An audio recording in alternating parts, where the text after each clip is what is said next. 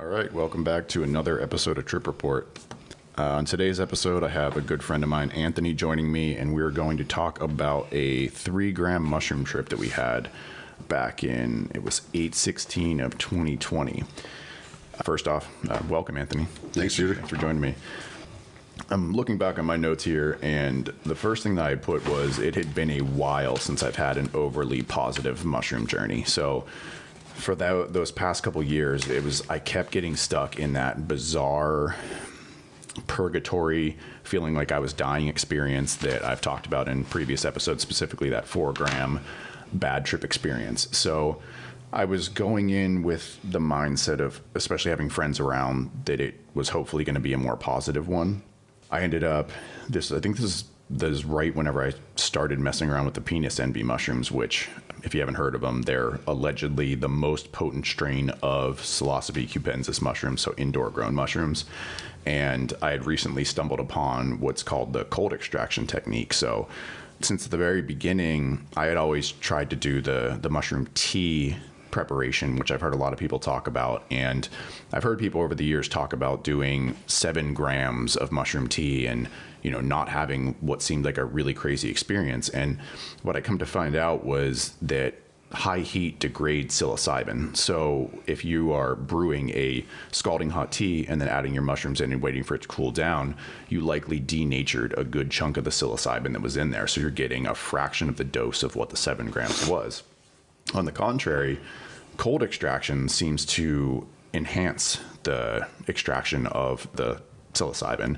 So just to quickly break it down, what I've been doing and what has been a game changer for me is, first off, powder the mushrooms, get them ground as fine as you possibly can, put them in a glass, cover them with lemon juice. And you can use lemon, orange, or lime, but make sure it's fresh. Don't use that shit that comes out of a plastic bottle that's shaped like a lemon that doesn't taste even remotely close to lemon juice. Like, I don't know what that is, but don't do that.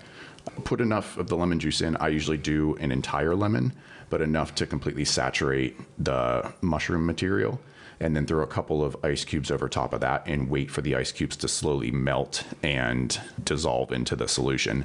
And what I can say is the warm tea experiences, it could take anywhere from 20 minutes in the low end to 45 minutes to kick in. And with this cold extraction technique, I could reliably get in there within 5 to 15 minutes. And that's basically what this experience was for us. So that being said, I prepped 3 because it was myself, Anthony, and another friend of ours, and 1 turned blue. And just like what I had said before with my 5-gram hero dose, this was maybe the only other time that I saw it turn that dark navy blue, which was very strange because these were all from the same batch of mushrooms, all prepared the same way, and 1 turned blue. So I had written in my journal that only 1 turned blue, which is odd. And I said, I'm going to offer it to either of them to go with the blue one, but if they push it my direction, it was meant to be. And as soon as Anthony showed up, he looked at him and said, well, one of these is not like the other. And I said, yeah, it's up to you guys if one of you wants to do it, but I'll jump on that grenade if I have to. And he was like, nope, I got it. So he sent the blue one, and then our other friend and I did the normal colored ones. My intentions for this one were, again, trying to figure out the root cause of the autoimmune stuff, purging any more trauma that I had left, whether it was military, childhood, divorce, any of that kind of stuff. And again, just to hopefully have a more positive journey in this experience and not get stuck in that weird death loop that I've gotten stuck in so many times prior to this. So with that, what were your intentions going into it? Yeah. So I mean, I've always had, or it's a little better now, but still pops up. But anger's the default emotion I got. Like, someone says something snarky, I'm going to say something completely over the top and just make them feel bad about themselves. Violence. I'm like, hey, shit, I'm bored. Let me go fight someone. I'll find a reason. And then it's exhausting. Like road rage. It's like, man, that person's just trying to get over it. It's not your fault that they're stupid, But then, I'll dwell on it. And it was tiring. And I mean, it was affecting my interpersonal relationships with, friends. Well, I mean, not necessarily family. But my wife, like, she would say something, and then, I would take offense to it, even if it was the most, like, playful comment. And then it's just like, it's like, with the journeys up to it, I was like I was getting the blinders off more and more. But then, so essentially, obviously, we know it's not going to be cured in one sitting. But I didn't journal this one, but I do remember it was like kill the anger. And I came from the military. I had a violent upbringing, and I displayed that through the years. And then we had just moved out of a really bad living condition. Like we had the meth neighbor that I genuinely thought I was going to have to shoot just because of that shenanigans. And it didn't happen overnight. But that living situation, hating to go home or not wanting, I couldn't have my garage open if I went to go use the bathroom because they'd probably steal everything in the dog. Yeah. So, there was a lot of external pressure, let alone internal. But, so that was my intention even before walking in here. And then I was telling myself, I was like, you're going to get your hands dirty today. And then I saw the blue guy, and I was like, well, there's the mind fuck. So once I saw it, I was just tiptoeing around it, but I wanted to take it. So you not wanting to take it helped. Yeah. It's I didn't know our friend too well, so I didn't want to step on his toes, but it worked out. But yeah, it was a tough one. Essentially, I tried to shy away from it. Once it got its nails into me, but yeah, that shit wasn't happening. I was trying to be comfortable on a green chair that became my nemesis. And to, I guess, lay out what I'm talking about, we were out in the sun, it was hot, way hot, and it was early. And so I'm trying to get comfortable on this fold-out chair that, I get the back where I want to. The feet are messing up. Then I lean forward, and the back comes up, and then the feet go down, and then, I'm sitting right next to you on this, and it's the thing with when you're on psychedelics is that your sense of time is just so out of whack. So what was probably from an outsider watching you try to figure this chair out, it was probably no more than 30 seconds. But it was 45 minutes of you judging me. Of you trying to figure this thing out. I was like, man, I appreciate him trying to look forward, but I know what's going through his head. He doesn't even want me here right now. Can't even function with a chair. But yeah. So aside from the chair making me angry, I was trying to get rid of other anger. I just got tired of it. Whenever our babysitter would check on us, it made sense, and it was part of the intention, but the only thing I could mutter, she'd be like, you all right? And I progress through pain. And I don't know why. I don't know if I did say it all meatheady like that, but that's how I remember it. Yeah. Yeah, so I had in my notes that it came on fast and very quickly. So this, I think, may have been the first time I'd ever done the cold extraction. I don't know if I had done it solo previously, but I don't have anything journaled about it. So this is probably the first time I tried the cold extraction, which I heard from, I believe, from Paul Stamets. So like I said, came on super fast.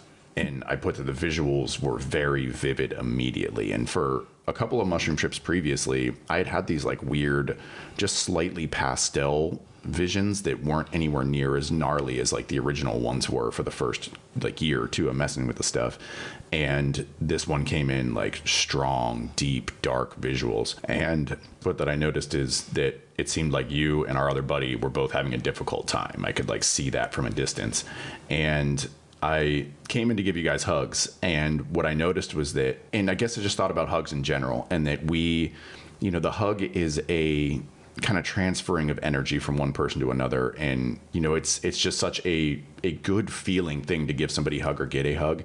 And what I noticed, especially with men, is that people tend to pull away so quickly to where the hug is so quick that you don't really get to exchange that energy that comes from a hug. And so that really clicked with me with this experience. So I was like, let's just see how long I can hold this hug before they shut it down on me. And I think I got a little bit longer of a hug out of you than our other buddy, but still it was both you. I tried to hold. I tried to lock it and then would fight and then get out. And I was like, okay, well, I gave it my best. Well, when it comes to hugs, it's weird because fast forwarding to when we had our integration, whenever we could talk afterwards. I'm usually a hugger, but for whatever reason, I was like, he got me. It was that's my game. But yeah, so we were poolside. It was way too hot. It was, I would guess in the triple digits that day. And I think that we all just maybe started to overheat. We had plenty of water, but I can't in my mind dictate when and why it happened, but it went dark on me again. And it was, so I was sitting there and my brain started to somehow rationalize to me that we had all overdosed on this thing that was a toxic drug and that we had all died. And I was in my mind, like trying to rationalize or trying to think of the best way to let you guys know that we were all dead now. So, I mean, yeah, you guys were both in a tough spot anyway. And I was like, but it doesn't make lay it sense. on. But like, I can't bring this up now because if I'm now telling you guys you're already having a rough time and it's like, oh yeah, you know, it sucks the headspace you're in, but I'm just want to let you know now we're all dead. Like, it's so stupid. It doesn't make any sense. But for some reason, my brain went there again. So you know, my lady was here and she was the sober trip sitter for us. And I was like, I need to just go talk to her. Maybe she can ground me and we can figure this out. And so I came up into the house and found her in the office and she was like, how you doing? And I said, not good. I'm back in that spot again. And she was like, why? What do you mean not good? And I said, I'm pretty sure I'm dead. And she was like, I can tell you, you're not dead. And so that's where it's good to have a sober trip sitter there because I could rationalize in my head that both Anthony and our other buddy and myself had all died because we all took the mushrooms. But now I'm interacting with a person who didn't take mushrooms. So there's no reason she would have been dead. So that combined with watching the clock, even though the clock is fucked up and it moves way too slow, I can always tell myself in 4 hours, this is probably going to be over. And so I kept watching the time and she was reassuring. She came down, brought everybody else water, and it kind of started to snap me out of it, but then she had mentioned, you know, guys, it's really hot out here. Maybe you should bring it indoors. And at least for me, when we came indoors, that changed everything. It took some of the weight off the shoulders, but I was still in a tough spot. But even going back to the pool, some like I'd already noticed this, but like one of the things that even once we came inside, this thing that was coming through my head was, you know, like I always act violently. Not happy about it, but then I also care for people. And then it's like, how could someone who grew up the way I did care for people and then still be violent? And this is like this circle that I was going in. And then I noticed that one of the character traits I have, like one that come through from that day is instead of dealing with my bullshit, I'll usually try to help someone else. I was like, you know, looking at you, like when I was popping out, I was like, I'm going to go see if he's okay. And then I went and checked on the orangutan just because he looked in a tough spot too. So I broke away from my work just to go worry about other people. Yeah. And it's like, then once we got back inside, found a comfy spot in the corner, started going through it again, but at least I had a couch. Yeah. And that's where I say that why I think the most profound experiences I had were solo experiences because there's no snapping you out of it. Like there's no trying to check on somebody else to make sure they're okay or think about somebody else. It's like, it's all you. And I feel like that's the reason that I've gone so deep on those experiences. But so we came back in and into the air conditioning, which, you know, was a lifesaver at that point, in a comfortable couch. I had my ayahuasca mat to lay on. So it was like everything. It was just a much more comfortable experience. And the popcorn ceiling was next level. And like, not only was I seeing it, but I heard the other two guys chiming in like, wow, this ceiling is unbelievable. It's like, I know whoever developed popcorn ceilings, they had to have some interaction with psychedelics previously. But things got lighthearted from there. I remember a lot of laughter. Like I remember us being like kind of spread out, and then it was just, I don't remember specifically what we were talking about, but it was like it went to a lighthearted, and like my face hurt from laughing so much for that. Yeah, they were that. It actually brought me out because our other buddy was behind the couch. You were on the long portion of the couch. I was on. I don't remember if it was this trip or not, but I always gravitate towards that one corner, and you're like the sun was beaming behind me, I guess, and you're like, you're an angel. I was like, what? I haven't heard that before. Yeah, that you just reminded me of it as soon as you started talking about it. I think that's what probably broke it all out. Yeah, you looked like, the best way to come up with it is like a cherub, just like this like little young angel with like illumination around you. It was I don't know, it was the chubby cheeks help. It was hilarious, and so I think that's what like broke it out. And then it was like I said, it was very beneficial for that point. The one thing that happened that I think was bizarre was, like I said, the visuals were heavier than they had ever been before. And there was this one visual came in, and it looked like blue and black tiger striping, which was the entire environment of the space that I was visualizing. So it was this blue and black tiger stripe, and then this female humanoid but cat. So it looked like a female body with cat ears and a cat tail, and it was dancing, and it was also covered in this blue and black tiger stripe, and it was dancing around this blue and black tiger stripe room. And as hard as it is to explain, the entire room was carpet. Like, and I was carpet. Like, I could feel everything in this thing being carpet, which is weird because I was on a couch. Like, there was no carpet around me. But it was just the most bizarre sensation to feel a world of carpet, layered in carpet. And I just, like, watched this weird cat lady dance for a while. So that, I mean, that was just one thing that I had that was very bizarre about that experience. Yeah, dead people can't have that. Yeah, true. Or maybe that's what death is, the carpet world. But finally, the things started to settle down from the happy side of it, and then things went kind of dark. I mean, we kind of sat around the table, and it became like a right then and there integration circle. So, like, we were still deep in it, but it was like it's almost as if we started to integrate. And one thing that came up for me that was really interesting that I think, you know, part of my thing was unpack military trauma. And what came up was my first returning from Iraq was we got back, the plane landed, or no, we landed up north, and then we caught a bus down to Miramar. And when we got off the bus, there was everybody's friends and family and everything waiting and, you know, cheering for them and welcoming them back. And when I came back, I had nobody. So it was like, I didn't realize the sadness that was in me from that. Like, it was as a young, you know, 19-year-old, I thought, fuck, we're just home. I don't care. I'm going to go drink. Same. And there were a handful of other guys that were in the same boat that I was in. I wasn't the lone person there with nobody welcoming back, but it was just like, fuck, let's go drop our stuff off, get beer, and get fucked up.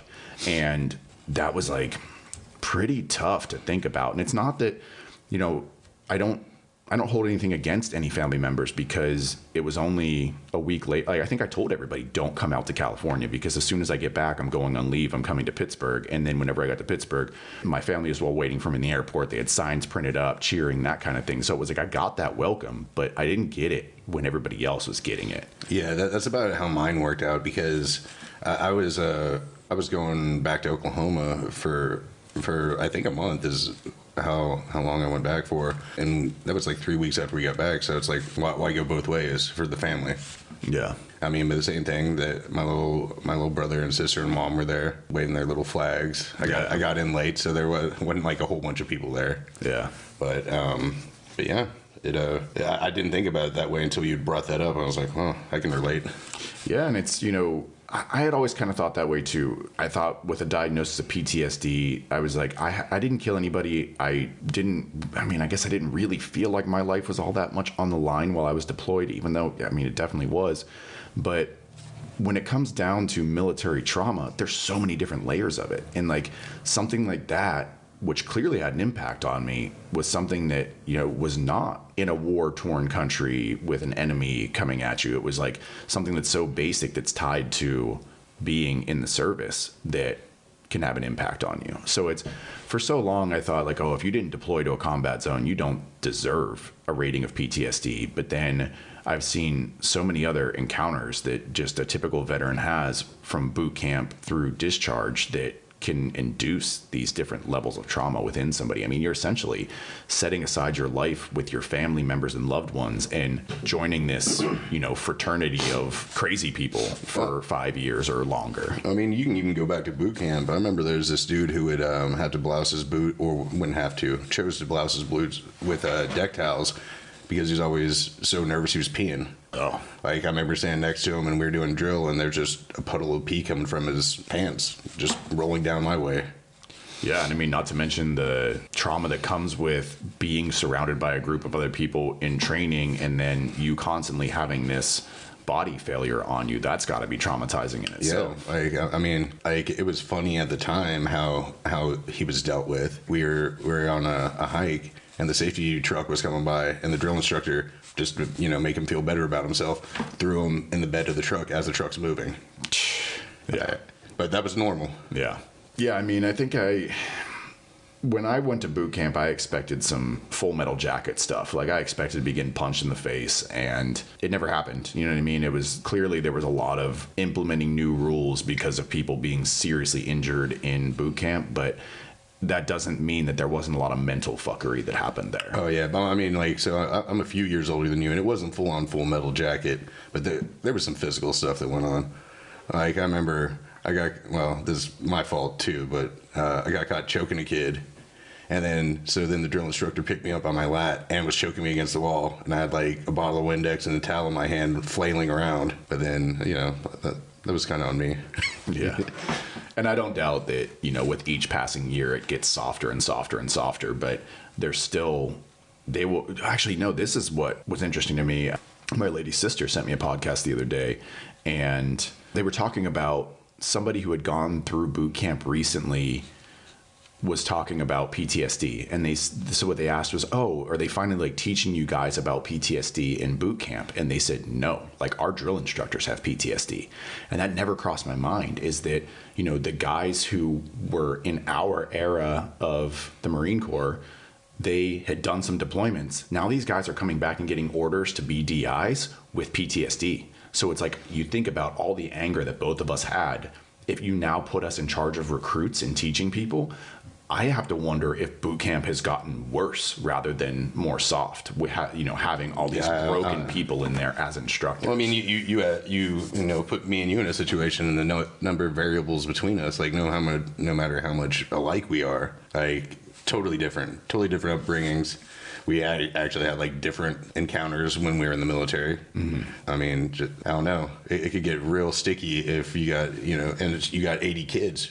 Who knows where they came from? Right. Yeah. I mean, like, we were talking earlier, a lot of them are already like busted up material. Yeah. And then, so, I mean, clearly some of them, like with intentions, I had military trauma set there. So I got some of that out. And again, like that was some aspect of the military that I never thought was traumatic, but was vocalizing it. It definitely got some of that weight off my shoulders. Yeah. And then, the other one I said was the divorce trauma. And I again feel like that had come up in a lot of the previous trip reports that I've talked about with the ex-wife and everything. But whenever I finally had the chance to vocalize it with people, that's whenever it came out, just sharing like the stuff that I had gone through, like just staring out the back window when I was in the kitchen doing dishes and just like crying for 2 weeks straight, just every time I did dishes, just thinking about like my whole life has changed now. The person that I spent 10 years with, like just this sense of betrayal and sadness with it.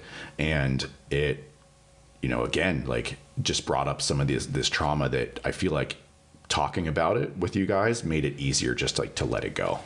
Yeah. I mean, like I'm noticing this more and more, like, I got on the path later than you, but like this hard trip right here, obviously I couldn't have done it without, doing it ritualistically with you a few times before this, but without this one, I mean, I'm still a broken product, but I'm better. And this one was the one that laid the groundwork because, I've skirted around the issues, avoidance like crazy. It's like, it runs in my family too, where if there was like something on the family crest, it'd be, I'm fine. And that's usually not the case if you're saying that. Right. Like that's still my go-to. Like my wife will like, my back will be seized up. She'll be like, you all right? I'm like, I'm fine. And she's like, you sure? I'm like, no. Yeah. It's like, you got asked twice. Right. But like, this one, having the intentions actually up front and forward and me open eyes, willing to face it, like it whooped my ass. Like, how you said it got dark after the integration circle and, the lightheartedness. It's like, man, I was just like, I want to go back to the wife and the pups, the people that love me. I bailed way too early, but I was already on the road. Yeah, I mean, it was a matter when you were like, oh, I'm good. I was like, well, I'm not. Like, I'm not even close to being able to be to ground right now. But it's, yeah, I mean, it was one of those situations where you know what's best for you. And it was not. But yeah, it's like, by the time I got on the freeway, I was like, man, I'm already here. Yeah. Like, if it was dark, that would be extra stupid. But I mean, I got back and like, the time we had tripped before, I was bright, I was giggly, I was like, talking to my wife like I just got back from a field trip. Yeah. And then this time she's like, you fine? I'm fine. Yeah. But I mean, without this one, I wouldn't have been able to do ayahuasca. And, like a lot of good work happened there too. And that was tough. Yeah. But yeah, this one was like one of the points in my life that until like probably right now, I didn't realize like it was, I don't know, a huge stepping stone for me. Yeah. Like instead of just being gnarly, like a lot of good work came from it. Yeah. Yeah, I had for my takeaways after all was said and done was that my ego is too strong. And I I just need to figure out how to stop from going into that purgatory loop. Like, I don't know what kept causing it to come up, or what does the root cause of it, or, you know, what was buried in there that made me keep thinking that I was dying. But what I wrote was, I think I need to do a 5-gram dose, or that my next ayahuasca experience might be helpful in breaking through this pattern. And so this planted the seed for me that, okay, these lighter doses, I'm now putting 1 foot in this realm and 1 foot in the other realm, and maybe that's where I'm getting stuck. And this is why I tried to do 6 grams later on. And like I said, was the worst psychedelic experience I've had in my entire life. So that one will come down the line, but that a higher dose is definitely not always better. That's for sure. You have anything else that you want to add on this one? No, that was, I felt like it covered pretty much everything. I mean, my journaling skills aren't as tight as yours, but I'll get there. Cool. Yeah. I mean, I feel like this was a short one, but it was a good one. I mean, this was definitely one of the more impactful experiences that I've had with psilocybin, and, you know, interesting to see how the cold extraction worked.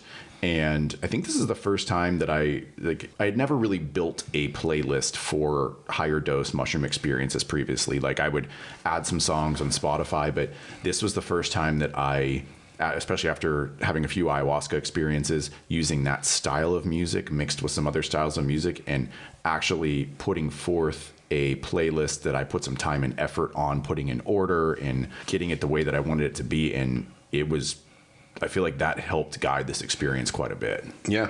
I mean, like, I don't think it was any of our intentions to all equally, or not equally, or collectively go through shit at the same time. But yeah, but I really do feel like it does steer you, like it can like build you up and then drop you back down. And I really like the way that all worked out. No, the playlist is awesome. Yeah. So so I think this is the first experience with that dedicated to the experience playlist that I had. So this was a great one. Thanks for joining me. Yeah. Thanks for having me. And until next time, take care. Love you guys.